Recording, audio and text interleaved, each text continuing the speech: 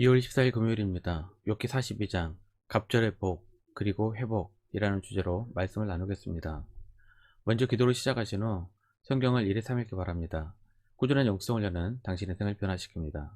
말씀 다 묵상하셨습니까? 첫 번째, 들음의 신앙에서 봄의 신앙으로. 6절입니다. 그러므로 내가 스스로 거두어 드리고 태클과 제 가운데서 회개하나이다. 줄곧 하나님께 정의와 공정에 대해 항의하던 욥이 하나님의 두 번째 말씀을 듣고 회개합니다. 첫 번째 말씀에는 이해가 되지 않았지만 하나님의 위엄에 마지못해 항복했습니다. 하지만 두 번째 말씀을 듣고는 심경의 변화가 찾아왔습니다. 3절입니다. 무지한 말로 이치를 가리는 자가 누구니이까? 나는 깨닫지도 못한 일을 말하였고 스스로 알 수도 없고 헤아리기도 어려운 일을 말하였나이다. 하나님께 항변했던 자신의 말이 헛된 말이었다는 것을 깨닫게 됩니다. 어떻게 욥에게 갑자기 이런 심경의 변화가 일어난 것일까요? 5절입니다.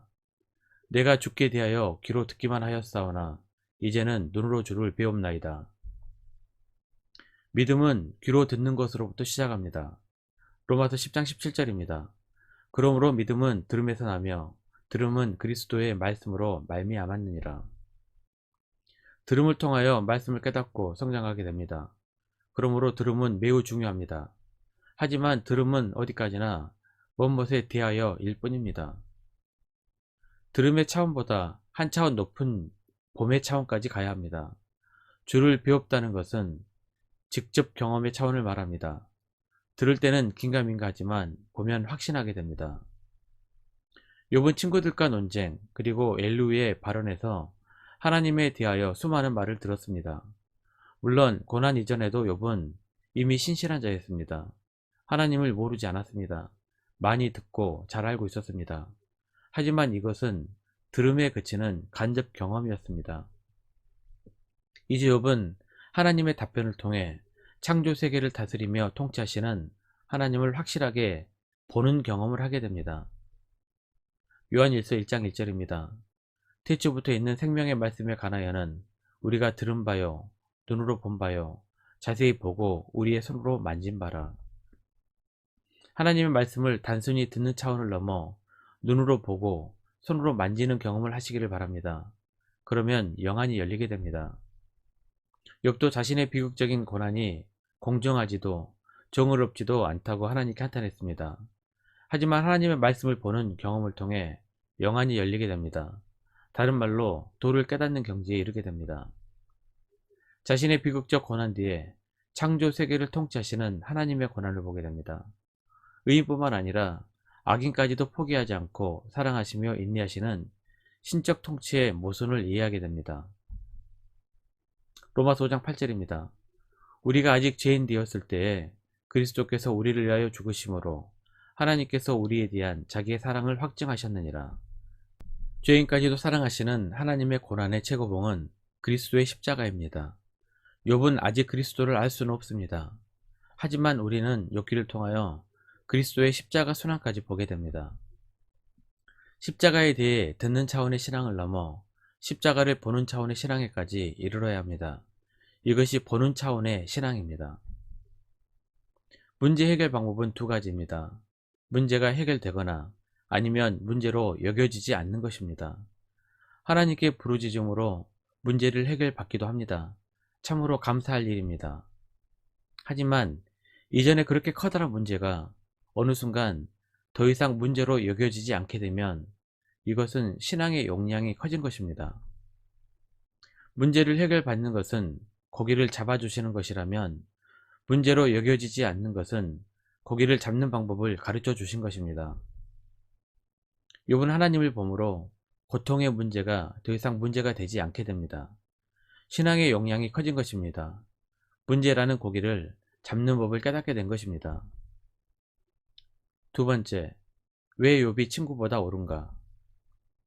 욥이 자신의 생각이 제한적이었고 하나님 앞에서 옳지 못했다고 회개한 것을 보면 분명 욥도 옳지 못한 모습이 있었습니다. 7절입니다. 여호와께서 욥에게 이 말씀을 하신 후에 여호와께서 대만 사람 엘리바스에게 이르시되 내가 너와 내 두 친구에게 노하나니 이는 너희가 나를 가리켜 말한 것이 내 종 욥의 말같이 옳지 못함이니라. 욥도 옳지 않았지만 욥의 친구들은 욥보다 더 옳지 않았습니다. 오히려 하나님은 욥은 옳다고 인정해 주십니다. 참 재미있는 것은 욥의 세 친구는 하나님 편에 서서 하나님을 대변하는 자들이었습니다. 잘 들어보면 세 친구의 말 가운데 대부분은 굉장히 성경적이며 마치 잠언의 말씀을 듣는 것 같습니다. 그런데 하나님은 하나님 편에서 말하는 세 친구를 질책하십니다. 옳지 못하다는 것입니다. 반면 욥은 하나님께 저항했고 한탄했으며 하나님의 정의와 공의까지도 의심했습니다. 하지만 하나님은 욥이 옳다고 하십니다. 왜 하나님 편에 서서 말하는 세 친구는 질책하시고 하나님께 저항하는 욥은 옳다고 하시는 것일까요? 결국 어떻게 말하느냐가 중요합니다. 말이 옳지 않다기보다는 말하는 자의 태도가 옳지 못하다는 것입니다. 세 친구는 하나님 편에서 말했지만 하나님이 사람에게 질책하는 태도로 말합니다. 마치 하나님처럼 말하는 것입니다. 잘 생각해보면 하나님을 등지고 말하는 것입니다. 반면 욥은 하나님을 향하여 말합니다. 대항하는 것 같지만 하나님을 찾는 것입니다. 하나님처럼 말하는 것이 아니라 사람처럼 말합니다. 사람은 사람처럼 말해야 합니다. 하나님처럼 말하면 교만입니다. 하나님은 사람이 하나님 편에 서서 심판자가 되기를 원하지 않으십니다. 오히려 사람 편에 서서 사랑과 위로를 주기를 원하십니다.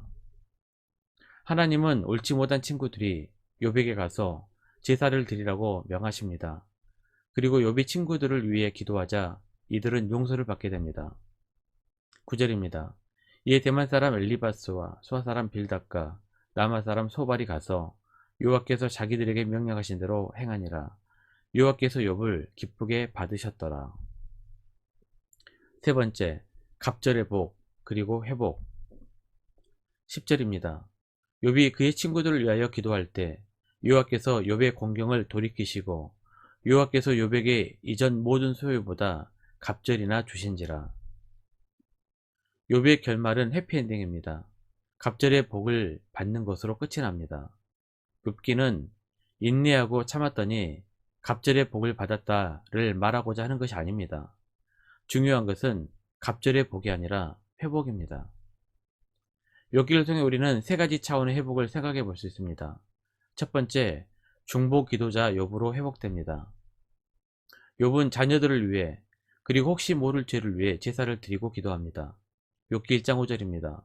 그들이 차례대로 잔치를 끝내면 욥이 그들을 불러다가 성결하게 하되 아침에 일어나서 그들의 명수대로 번제를 드렸으니 이는 욥이 말하기를 혹시 내 아들들이 죄를 범하여 마음으로 하나님을 욕되게 하였을까 함이라. 욥의 행위가 항상 이러하였더라. 자녀들을 위한 부모로서 욥의 신앙은 참으로 대단합니다.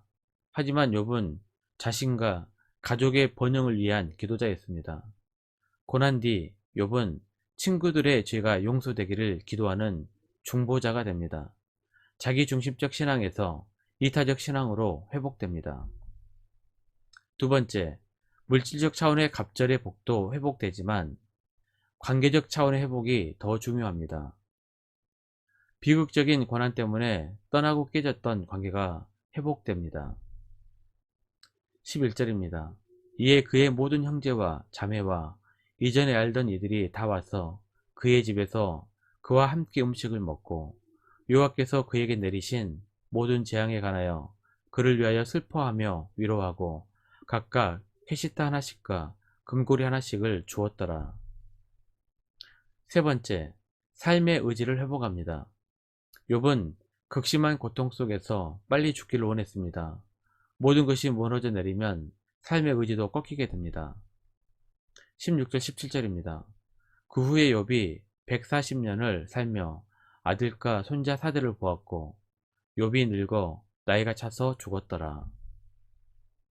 욥은 삶의 의지를 회복합니다. 억울해 죽고 싶었는데 140년을 더 삽니다. 욥은 고난 이후 길고 긴 삶을 살았습니다. 사대를 더 보게 됩니다. 끝났다고 생각이 들어도 끝난 것이 아닙니다. 고난 이후에 길고 긴 삶이 남아 있습니다. 행복한 삶이었을 것입니다. 말씀 요약합니다. 첫 번째, 들음의 신앙에서 그치지 말고 하나님의 말씀을 보고 만지는 차원의 신앙으로 살기를 기도합니다. 두 번째, 고난 뒤 남겨진 길고 긴 시간, 행복한 삶을 누리기를 기도합니다. 1년 성경 일독 주간 계획입니다. 오늘은 금요일 신명기 23장에서 25장까지입니다. 말씀 천천히 묵상하십시오. 2월 중보기도 제목입니다. 5가지 기도 제목을 놓고 충분히 기도하시고 교회와 개인 기도의 시간을 가지시길 바랍니다. 가정에서 기도하시기 힘드신 분들은 교회 나오셔서 주중 기도의 시간을 이용하시면 됩니다. 주중 기도회는 새벽 6시부터 밤 10시까지입니다. 편하신 시간에 정기적으로 나와서 충분히 기도하시길 바랍니다. 하루 30분씩 최선을 다하시기 바랍니다. 그러면 여러분의 삶이 변화될 것입니다. 영상을 다 보신 분들은 확인 문자를 보내시거나 유튜브에 댓글로 달아주시면 정기적인 영성 훈련에 도움이 될 것입니다. 올 하루도 승리하시기를 기도합니다.